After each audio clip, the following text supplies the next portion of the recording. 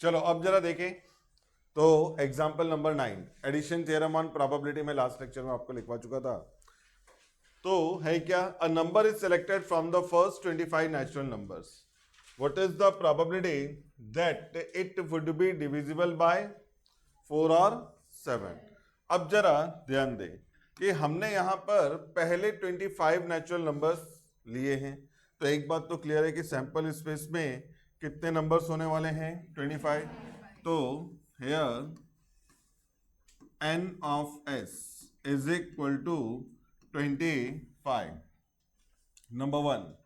Number 2, अब अगर हम देखें event space, the number is multiple of या डिविजिबल बाय 4 और 7।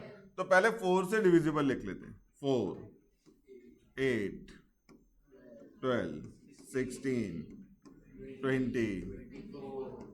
अब 7 से डिविजिबल 7, और कोई नहीं। तो अगर आप देखें तो 6 + 3 9 नंबर्स है ना आपके फेवर में, तो therefore number of element in event space is equal to 9। तो therefore probability of E direct लिख दूं 9/। तो addition theorem on probability use करने का जरूरत नहीं है, जैसा मैं कल कह रहा था, एकदम सिंपलेस्ट ये हो जाएगा। नहीं तो देखो उसने किस तरह से यहाँ पर लिखा है, इतना सॉल्व नहीं करना है हमको। तो ये था हमारे पास क्वेश्चन नंबर 15.9। तो हो जाएगा ये, एज इट इज लिखो जरा सॉल्यूशन इसका 15.9। चलो हो गया कंप्लीट। अब इसके बाद नेक्स्ट प्रॉब्लम नंबर 10। अब जरा बोर्ड पे ध्यान दे रहा। A coin is tossed thrice. What is the probability of getting 2 or more head? ये मैं अपने एग्जांपल में आपको बता चुका था, एटलीस्ट 2 हेड, याद है ना। तो एटलीस्ट 2 हेड मतलब 2 और मोर हेड। तो हमारे फेवर में 4 केसेस थे, 4 थे ना, और टोटल कितने थे, 8 थे। तो प्रोबेबिलिटी 4/8, 1/2। मुझे तेरे ऊपर सही में डाउट आ रहा था, बीच में सो तो नहीं जाता सही में। तो ये आपके पास आ जाएगा। अब इससे देखो addition theorem on probability use किया, पहला ए निकाला उसने, फिर उसके बाद यहाँ पर क्या किया है, प्रोबेबिलिटी ऑफ बी निकाला है, फिर बाद में पी ए यूनियन बी, वापस वही 4/8, 0.5।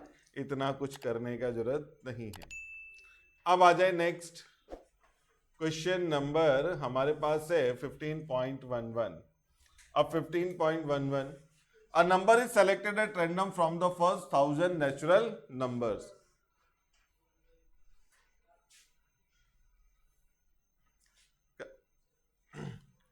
अब इन्होंने क्या बोला है यहां पर, what is the probability that it would be a multiple of 5 और 9। अब जरा ध्यान देना, तो here n of s is equal to 1000, number 1।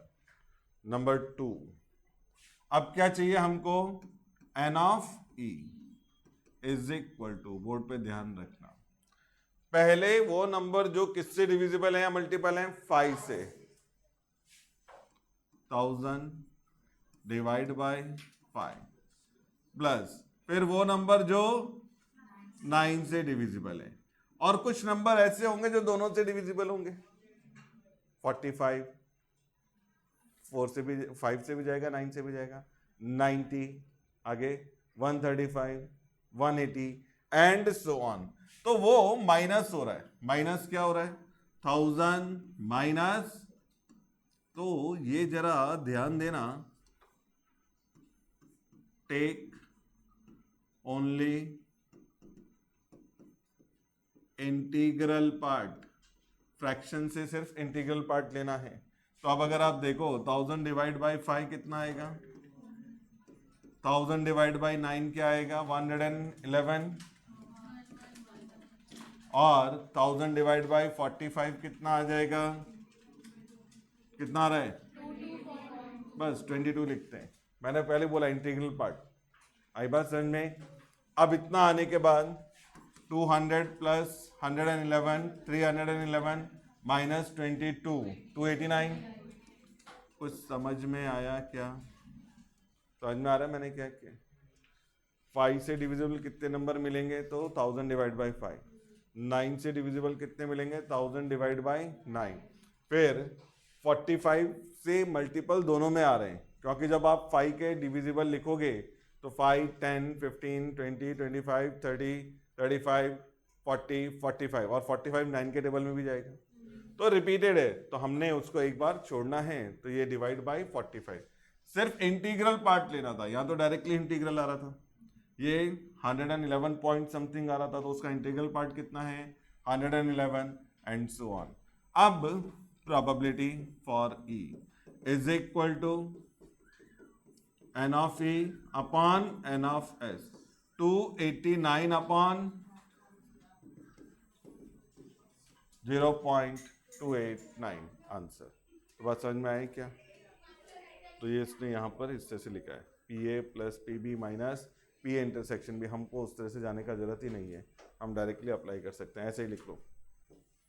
अब इसके बाद 15.12, अब जरा वापस ध्यान देना।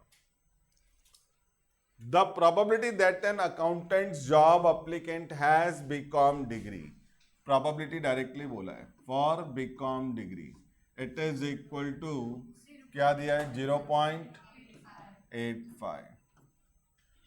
That is a CA degree, तो प्रोबेबिलिटी फॉर सी लिख रहा हूं, it is 0.30 and that is both, दोनों ही डिग्री है, बी इंटरसेक्शन सी 0.25। पहले तो ये बताओ, ये समझ में आया मैंने क्या लिखा? अब वो कह रहे हैं out of 500 applicants how many would be BCom और सीए। कल का स्टेटमेंट याद है, आइदर ए और बी, तो जब आता है ए और बी तो पी ए यूनियन बी, तो therefore probability of B union C, BCom और सीए इज इक्वल टू, हाँ बोलो, minus B intersection C is equal to 0.85 plus 0.30 minus 0.25 is equal to, तो आंसर आ गया क्या? नहीं, उससे नंबर मांगा है, प्रोबेबिलिटी मांगा ही नहीं है। क्या है? How many would be BCom और सीए, ये तो प्रोबेबिलिटी निकला है, तो हमको नंबर चाहिए, तो देयरफॉर रिक्वायर्ड नंबर। तो होता क्या है, टोटल का मल्टीप्लीकेशन प्रोबेबिलिटी से कर लिया जाए, इसे कहते हैं एक्सपेक्टेड वैल्यू। तो 500 इंटू 0.90, तो 450 लोग ऐसे हैं जिनके पास बीकॉम या सीए का डिग्री होगा। एज इट इज लिख सकते हो, वैसे सेम ही लिखा हुआ है सॉल्यूशन, तो ये बुक से ही सॉल्व करो। लिखो लिखो, चलो हुआ क्या कंप्लीट? सबने लिख लिया है। अब आते हैं नेक्स्ट क्वेश्चन, अच्छा सम है।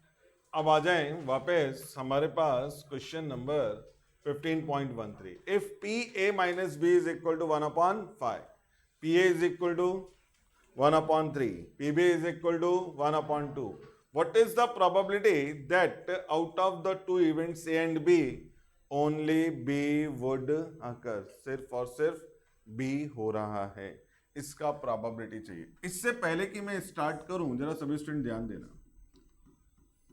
We know n of A minus B, ये फॉर्मूला सेट में लिखवाया था, n of A minus n of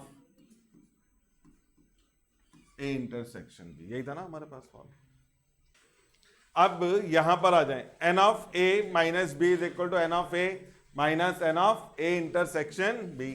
तो therefore probability of A minus B is equal to probability of A minus probability of A intersection B। अभी समझा कैसे लिखा है फॉर्मूला? अच्छा, A माइनस बी का मतलब क्या? Probability of A minus B, A B में नहीं है या B A में नहीं है, वो बी में नहीं है। अच्छा, मैं तो ये पूछ रहा हूँ ये क्या प्रोबेबिलिटी बता रहा है, ऐसा बताओ कि ए में नहीं है, बी में नहीं है, बी में नहीं है, ए में नहीं है, ये क्या रिप्रेजेंट कर रहा है? That term represent the probability for occurrence only A. क्या? Probability of occurrence Vidhi only A. छिपकली की तरफ ध्यान तो नहीं है ना तेरा? तो probability for occurrence of only A. और पढ़ो क्वेश्चन, उसने पूछा है what is the probability that only B would occur. तो क्या फाइंड आउट करना है? B minus A. तो जब पढ़ा ही नहीं जाएगा या क्वेश्चन पता ही नहीं लगेगा तो फाइंड आउट क्या करोगे? तो अब जरा यहां देखें, अब मेरे पास जो टर्म मिली है उसको मैं रिप्लेस करता हूं। P A minus be given था 1/5, पी ए गिवन था 1/3 माइनस प्रोबेबिलिटी ऑफ, रीअरेंज कर लेते हैं, ठीक है? तो ये इधर आके क्या हो जाएगा? Probability of is equal to 1/3 minus, हाँ कर सकते हैं लेकिन नहीं करेंगे, तो 2/15। यहां तक आ गया। अब ये 2/15 तो हो गया। Next, now required probability is equal to P B minus A, यानी कि ओनली बी वुड अकर। लिख लेना अपने आप जरा थ्योरेटिकली। तो इसका मतलब क्या? Probability of B minus probability of, क्या प्रोबेबिलिटी ऑफ बी मालूम है? और ये हमने फाइंड आउट किया है। क्रॉस कर दो, 15 1 जा 15, 2 2 जा 15, 2 जा 15 माइनस 4, आंसर इज 11/30। तो कुछ समझा? करो कंप्लीट। तो ये तो आ गया हमारे पास सॉल्यूशन 11/13, और ये क्या रिप्रेजेंट कर रहा है? Probability only B would occur. तो ये हमारे पास इस तरह से आ जाएगा। अब next, there are 3 persons A, B and C having different ages.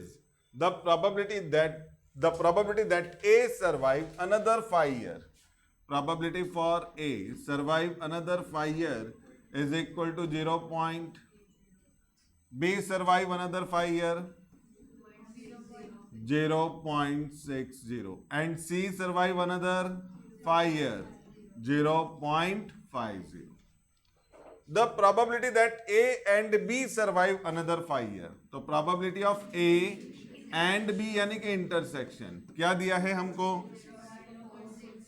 0.46। B and C survive another 5 years is equal to 0.32, and probability that, sorry यहां पर ए एंड सी भी है, और ये अपने पास क्या मिला है? 0.48। Probability that all these 3 persons survive another 5 years, P A intersection B intersection C is equal to 0. Find the probability that at least one of them survives another 5 years. At least one of them मतलब either 1, 2 or 3, मतलब union, ठीक है? तो therefore required probability is equal to probability of A union B union C is equal to probability of A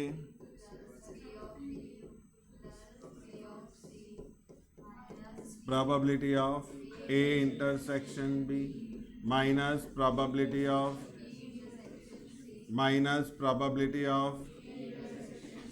plus probability of, चलो ये values जरा replace करो,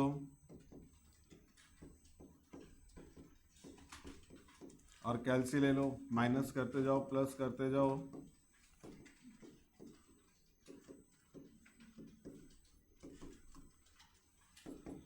is equal to 0.90 आ रहा है ना। तो 0.90, अब उसने ये तो पूछा है यहां तक हमारे पास। अब इसने देखो आगे भी कुछ कैलकुलेट कर दिया एक्सपेक्टेड फ्रीक्वेंसी, लेकिन यहां पर कहीं दिया नहीं है, शायद 500 दिया था क्या? अब पता नहीं इसको किधर से याद आया यहाँ पे सॉल्व करने का, ये पिछले क्वेश्चन में था। आई बात समझ में? ये क्वेश्चन उधर ही खत्म हो जाएगा। नीचे जो एक्सपेक्टेड फ्रीक्वेंसी या नंबर बोला ये नहीं चाहिए हमको, क्योंकि इसमें कहीं ऐसी बात नहीं की गई कि कितने लोग हैं टोटल वहां पे। तो ये इसी तरह से आंसर आ जाएगा। हेडिंग डालो, conditional probability, conditional probability and compound theorem on probability या ऑफ प्रोबेबिलिटी। बोर्ड पे है, लास्ट देख लो आप लोग। Conditional probability and compound theorem of probability. Next इसको अंडरलाइन करो और उसके बाद पहले हेडिंग डालो, कंपाउंड इवेंट और कंडीशनल इवेंट।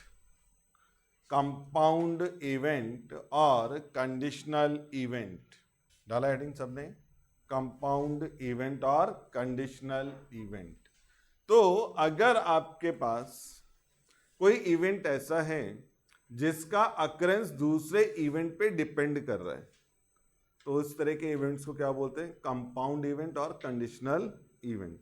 फॉर एग्जाम्पल, जैसे अभी आप लोग यहां पर आते हो क्लासेस में, तो अभी ये लोग जैसा ट्रेन से आ रहे हैं डोंबिवली से सपोज दैट, तो इनके राइट यहां पर पहुंचने का जो प्रोबेबिलिटी है इट्स डिपेंड ऑन ट्रेन।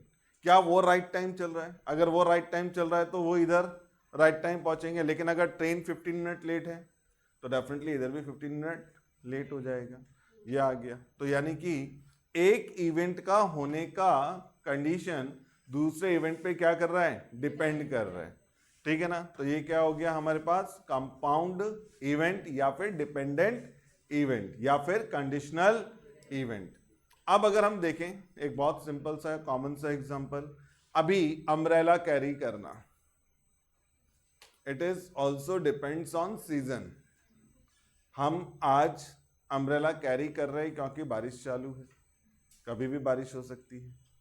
लेकिन अगर यही टर्म जैन में हो, फेब में हो, मार्च में हो, या फिर हम इसे इस तरह से कहें नवंबर दिसंबर में हो, तो कोई भी अम्ब्रेला कैरी करता है क्या? नहीं, क्योंकि उस वक्त बारिश नहीं होती, हमको पहले से ही मालूम है। बहुत रेयरली यहाँ पर ऐसा होता है कि अनसर्टेन बारिश हो जाए, मतलब कि जिसके बारे में कोई प्रिडिक्शन ना हो। यहाँ पर ऐसा नहीं होता, यहाँ रेन का सीजन है, उसी वक्त बारिश होता है, वरना नहीं होता। तो कहने का मतलब है कि आप अम्ब्रेला कैरी कर रहे हैं, इट्स डिपेंड ऑन कंडीशन। ठीक है ना। तो it is again compound event और कंडीशनल इवेंट। आप पेपर लिखते हो, लिखते हो ना, तो it is a compound event और not a compound event? Compound event है ना, पक्का। सबके स्कोर एक बार को इसीलिए एक जैसे आ जाते। समझ में आया क्या? समझ में आया? मतलब जैसे फॉर एग्जांपल आप लोग एमसीक्यूज लिखते हो, अब हम एक्सपेक्ट तो ये कर रहे हैं कि आप डिपेंडेंट इवेंट नहीं हैं, इसलिए कोई भी क्लासरूम में नहीं रहता। हम ऑफिस में बैठे रहते हैं, आपको पेपर दे देते कई बार, ये हम एक्सपेक्ट कर रहे हैं। और अगर यही क्लासरूम सीए फाउंडेशन की जगह 12th स्टैंडर्ड का होता, तो ऐसा होता क्या कि टीचर आपको पेपर देके उधर बैठ जाता? फिर तो इधर ही खड़ा रहना पड़ता। तो हम आपको इंडिपेंडेंट बनाने की कोशिश करते, इधर इन्वेस्टिगेटर खड़ा रहता है, और जैसे इन्वेस्टिगेटर बाहर गया सब क्या हो जाता है? डिपेंडेंट। तेरा आंसर आया तो मेरा भी आ ही गया। समझा क्या? मतलब जैसे नॉर्मली पहले का कौन सा ऑप्शन है, एक को पता चला पहले का 3 और एकदम 100% है, तो पूरी क्लास को पता है पहले का 3rd इसका सही आंसर है। बट ऐसा नहीं हो, इसके लिए इन्वेस्टिगेटर खड़ा किया जाता है।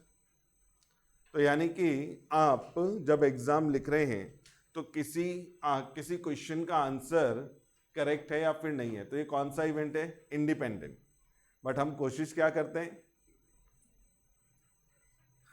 करते तो है ना डिपेंडेंट बनने की कोशिश, ये बात अलग है, नहीं बन पाए तो इंडिपेंडेंट, यानी कि हम खुद ही पढ़ के आए और हमने अपने आप लिखा, और इन्वेस्टिगेटर निकल जाए एक बार क्लासरूम में से, सबका आंसर सब कुछ प्रॉपर आ जाएगा।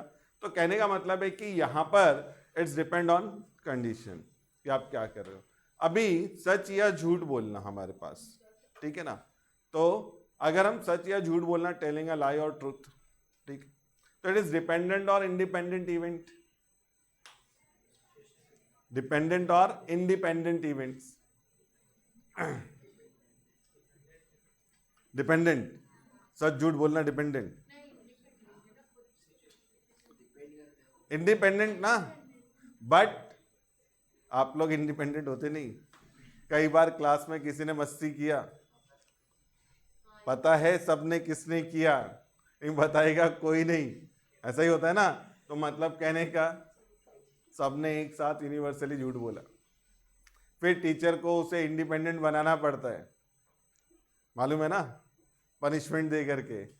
टीचर ने 2-4 को लगाया तो अपने आप बोलता सर उसने किया था, तो फिर सही बात निकल के आती है। तो वहां पर क्या हो गया, हम कोशिश करें इंडिपेंडेंट रखने का। इसी तरह से सर्वाइवल रेट, यानी कि जैसा हस्बैंड एंड वाइफ, अब उनका सर्वाइवल रेट या उनका सर्वाइव करना जो है, इट इज डिपेंडेंट इवेंट और इंडिपेंडेंट इवेंट?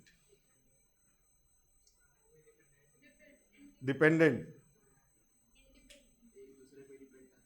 एक दूसरे पे करता है डिपेंड, हाँ करता है ना। अगर वाइफ गई तो खाना बना के कौन देगा हस्बैंड का, वो भी निकल जाता है साथ में, चल मैं भी आया साथ में। या फिर हस्बैंड गया तो वाइफ भी कहते चल मैं भी आई साथ में, ऐसा होता है क्या? नहीं, बिल्कुल भी नहीं होता। जब ऊपर जाने की बारी आती है तो सब दूसरे को आगे कर देते हैं। आई बात समझ में? तो कहने का मतलब है सरवाइव करना, it is the case of independent. एक का अगर सर्वाइवल या एक का डेथ हुआ तो ये नहीं कि दूसरे का भी डेथ हो जाएगा, ये बात अलग है ना। कई बार कस्में खाते हैं लोग, बहुत सारे कस्में, तू कहा तो मैं भी आता हूं, लेकिन ऐसा कुछ होता नहीं, कोई भी नहीं जाना चाहता, तो जब जाने की बारी आती है दूसरे को पहला भेज देता है। तो कहने का मतलब हुआ यहां पर कैसा हो गया, इंडिपेंडेंट इवेंट। तो अब हम यहां पर किस तरह से लिख रहे हैं, तो अब इसमें दोनों चीजें इंडिकेट करेंगे। तो लिखो अब इसमें if occurrence of one event, if occurrence of one event depends on other,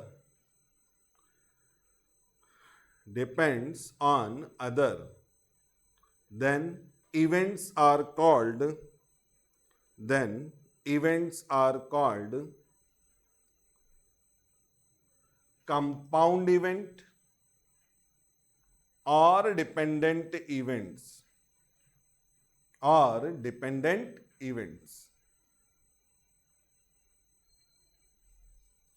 लिखा। तो ये तो हमारे पास आ गया। अब इसमें नेक्स्ट लाइन में जाके लिखो, if occurrence of event A, if occurrence of event A depends on event B, then event is given as,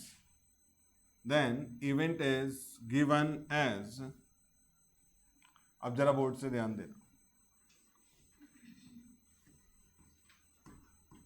ऐसा लिखो, then event is given as A/B,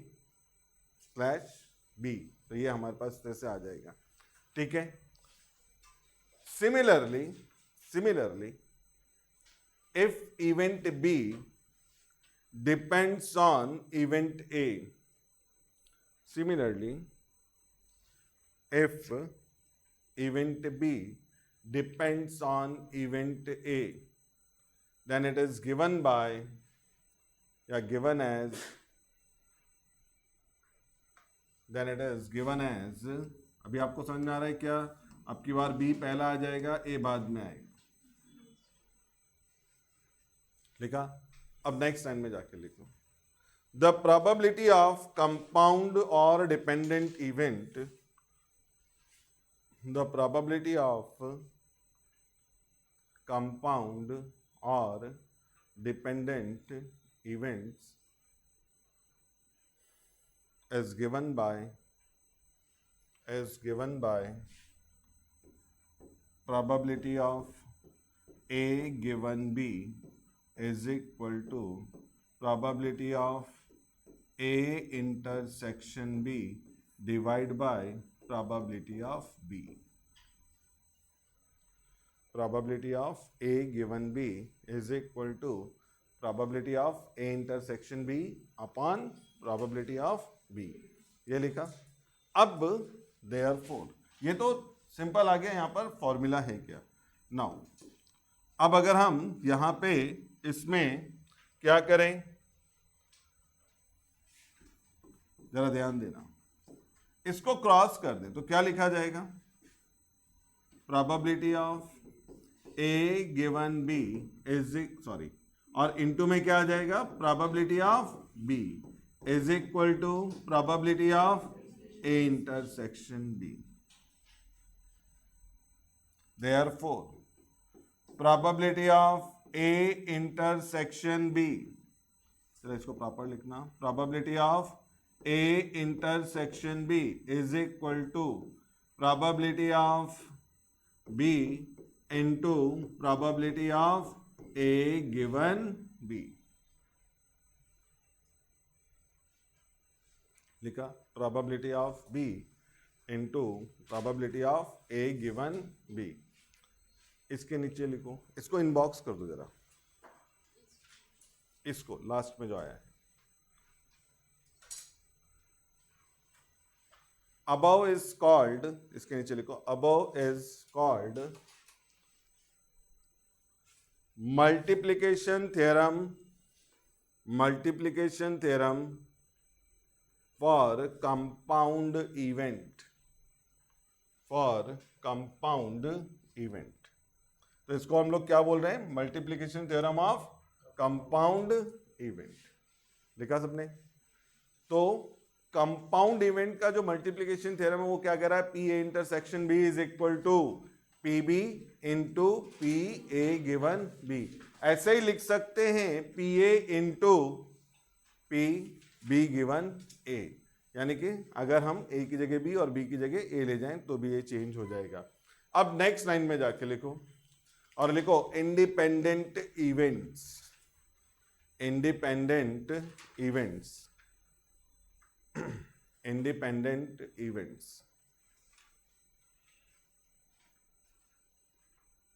लिखा।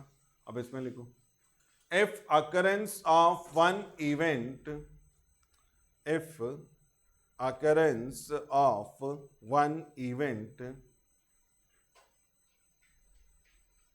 not depends on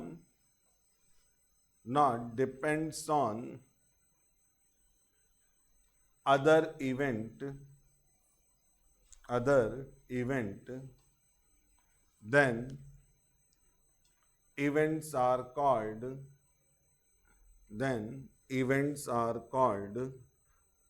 independent events, लिखा। अब next line में जाके लिखो, if A and B are two independent events, if A and B are two independent events,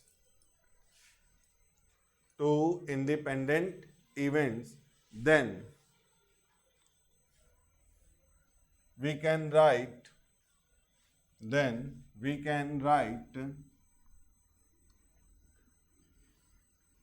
probability of A given B is equal to probability of A।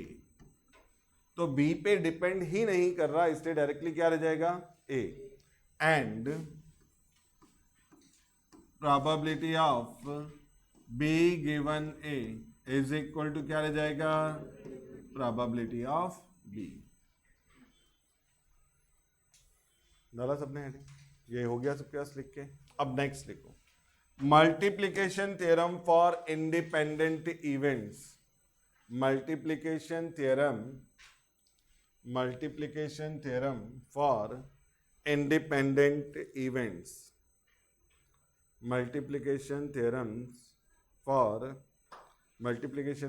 for independent events. अब ऐसा लिखो, let A and B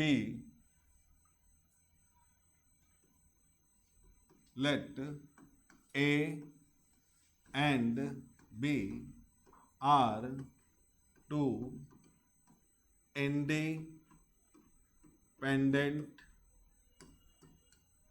events.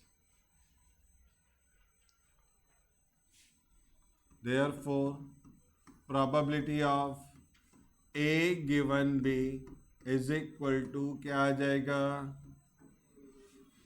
probability of A. We also know that probability of A given B is equal to probability of A intersection B upon probability of B.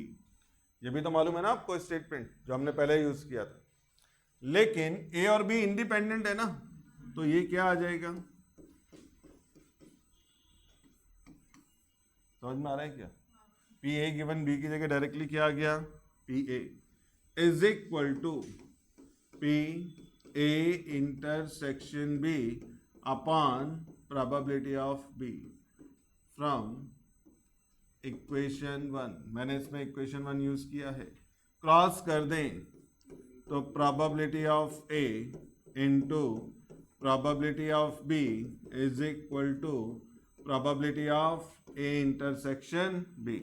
तो therefore probability of A intersection B is equal to probability of A into probability of B. समझ में आया कैसा है? Which is called multiplication theorem. Which is called multiplication theorem for independent events.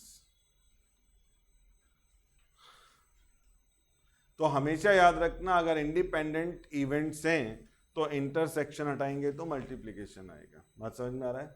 यानी कि simultaneous occurrence का जो probability है वो उनके अलग अलग प्रोबेबिलिटी के मल्टीप्लिकेशन के इक्वल होगा। बात समझ में आए? क्या कहा था मैं भूल गया।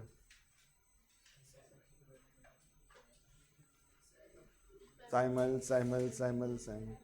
अगर दो इवेंट एक साथ हो रहे हैं और वो इंडिपेंडेंट हैं तो उनका प्रोबेबिलिटी उनके इंडिविजुअल प्रोबेबिलिटी के मल्टीप्लिकेशन के इक्वल। पक्का? थोड़ी देर के बाद पूछूंगा क्या होगा, तो ये हमारे पास इस तरह से आ जाएगा। क्लियर? तो ये हमने लिखा मल्टीप्लिकेशन थ्योरम ऑन प्रोबेबिलिटी। अब इससे रिलेटेड हमारे पास जो प्रॉब्लम्स हैं देखते हैं। तो हमने कहाँ तक डिस्कस किया था? हाँ 13 तक तो हो गया था ना, 14 भी हो गया था।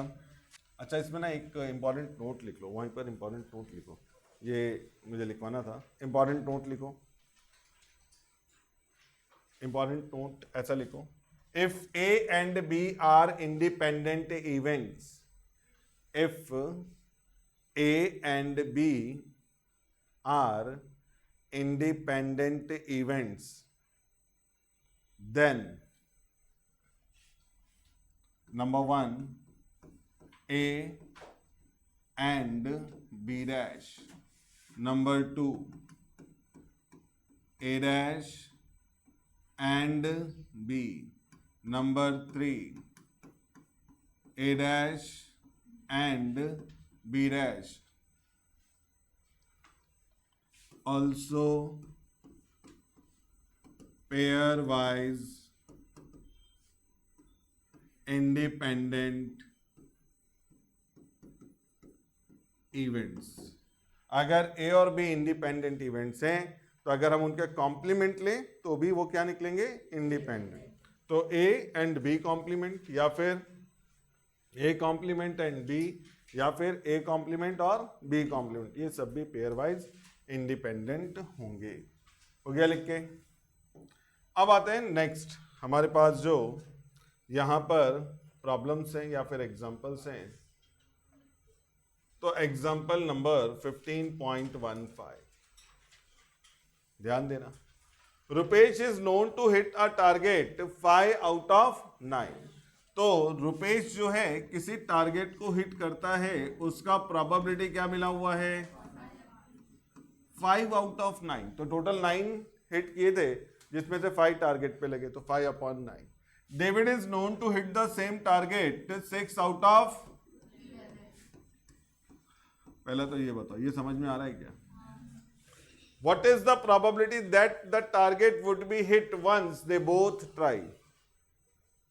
क्वेश्चन समझा क्या? What is the probability that target would be hit once they both try? Hit once, है ना? यानी कि रुपेश और डेविड दोनों ने टारगेट को हिट किया। रुपेश का भी लग सकता है, डेविड का भी लग सकता है, या फिर दोनों का लग सकता है। तो आइदर ए और बी। बात समझ में आ रहा है क्या? तो target is hitted, that means either hit by Rupesh और हिट बाय डेविड। ये बात समझा क्या? तो हिट बाय एटलीस्ट वन। तो अब जरा ध्यान देना, प्रोबेबिलिटी देखो यहां पे मैं क्या लिख रहा हूं, required probability is equal to either hit by Rupesh और डेविड। जब भी एटलीस्ट वन होगा तो याद रखो addition theorem on probability. At least one मैंने क्लियरली आपको कल लिखवाया था एडिशन थ्योरम ऑन प्रोबेबिलिटी में, इसीलिए कह रहा था मैं वापस पूछेगा। तो P A union B R union D अब is equal to probability for R plus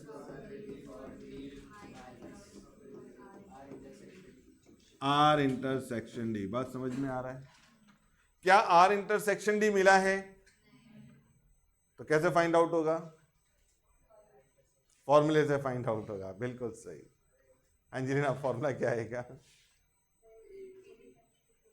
ये इंडिपेंडेंट होगा पक्का? कैसे?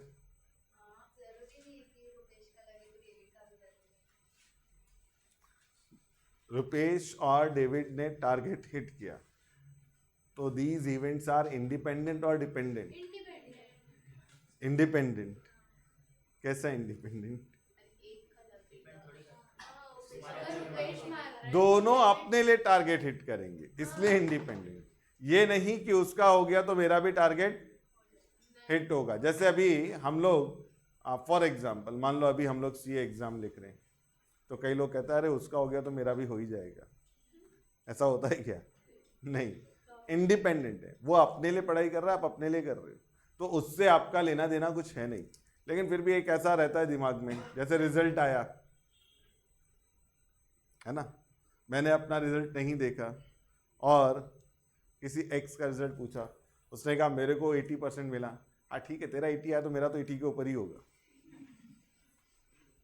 दिमाग में एक ऐसा assumptions चलता ही रहता है, ये मालूम नहीं कि अपना उससे नीचे भी आ सकता है। फिर भी हम लोग एक ऐसा प्रेडिक्शन हमेशा लेते हैं, लेकिन ऐसा होता है क्या? आंसर है नो। तो रुपेश और डेविड अपने लिए टारगेट हिट करेंगे, तो इसका मतलब दे आर इंडिपेंडेंट इवेंट। ऐसा नहीं कि रुपेश का टारगेट हिट हुआ तो डेविड का भी होएगा। तो ये क्या आ जाएगा? समझ में आ रहा है क्या? अब पी आर क्या मिला था? 5/9 PD minus 5/9 into 6/11। Common denominator 99 कर सकते हैं ना? पक्का? हाँ बोलो, फिर मैं क्या लिखूं? हाँ बोलो, कर सकते तो बोलो। 55 प्लस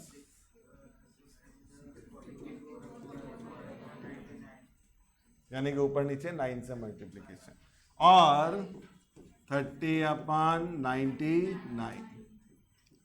अब कॉमन डिनोमिनेटर तो है 99, तो इसमें कोई दिक्कत नहीं।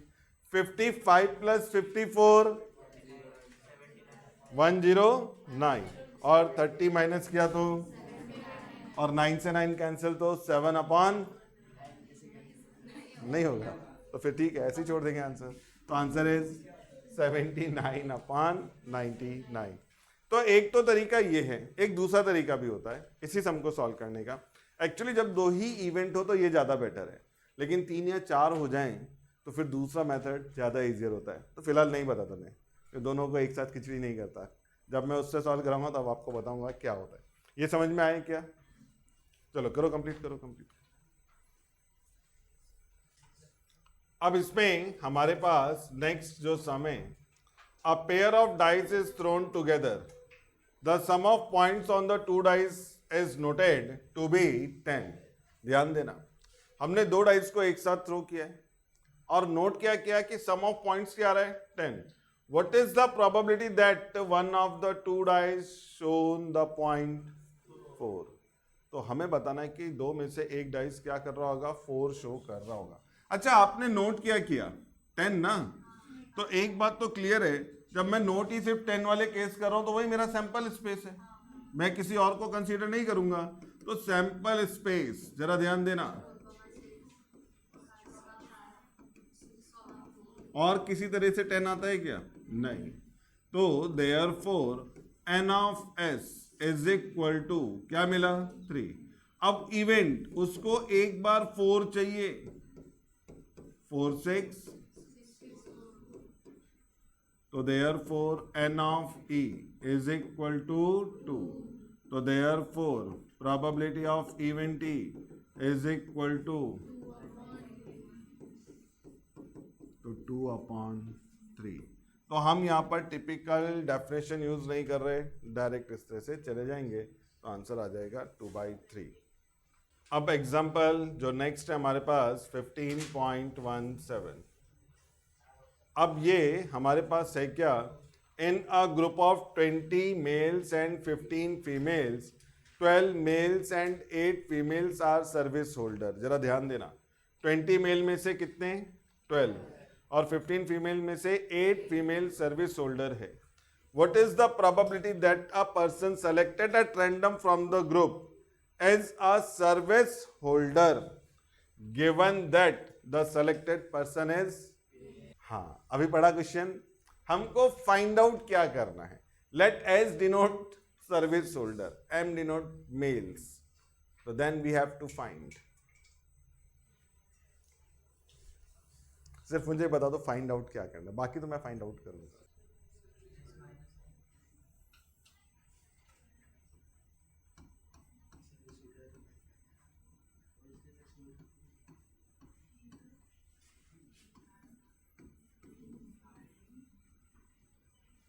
बस मुझे भी इसके आगे नहीं, here we have to find, मुझे फाइंड करना क्या है।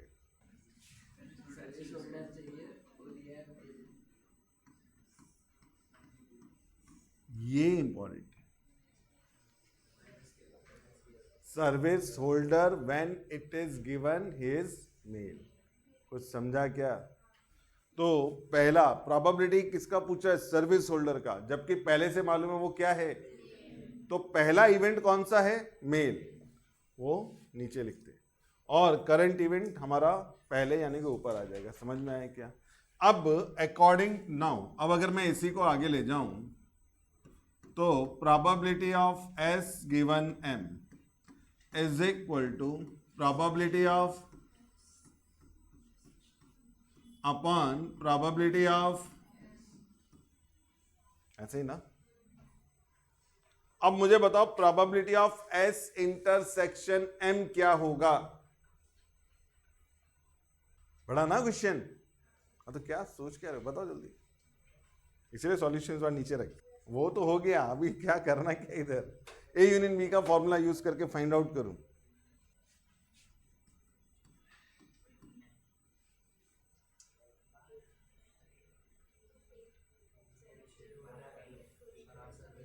इन a group of 20 males 12 are service holder.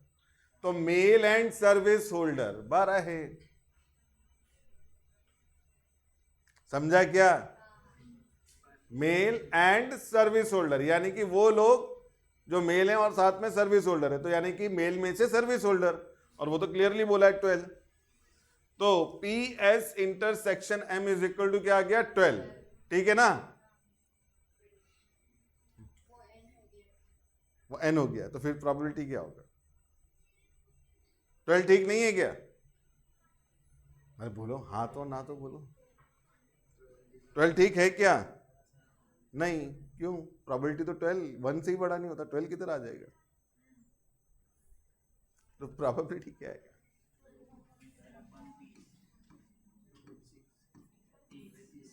Total कितने लोग थे ग्रुप में? 20 मेल्स एंड 15 फीमेल्स, 35। अब मेल कितने हैं? डिवाइड बाय, तो एक्चुअली 35 से कुछ लेना देना नहीं, वो वैसे ही कैंसिल हो रहा था, लेकिन लिख नहीं सकते डायरेक्ट, तो ये कैंसिल। तो क्या रह गया? 12 अपॉन 3/4 ना, 5 सॉरी, हाँ 3/5, 4 से कैंसिल किया तो 0.60 या फिर 3/5 रख सकते हैं। तो ये रहा हमारे पास सॉल्यूशन। कुछ समझ में आया क्या क्या लिखा हमने? देखो ये सिंबल जो है वो इंपॉर्टेंट है कि ये सिंबॉलिक हमने कैसे नोट किया, ये भूल जाएगा तुरंत, ध्यान नहीं दिया तो गायब कि ये लिखना कैसा है। हो गया? नोटेशन समझ में आया कैसा लिखा और किस तरह से है? तो ये था अपने पास प्रॉब्लम नंबर 15.17, 0.60। इसीलिए मैंने इसे हटा दिया था, वरना सब पता चल जाता कि लिखना क्या है क्या नहीं लिखना है। अब इसमें 15.18 एंड सो ऑन, उसको मैं कल के लेक्चर से डिस्कस करूँ क्योंकि इसका बहुत सारे पार्ट्स हैं।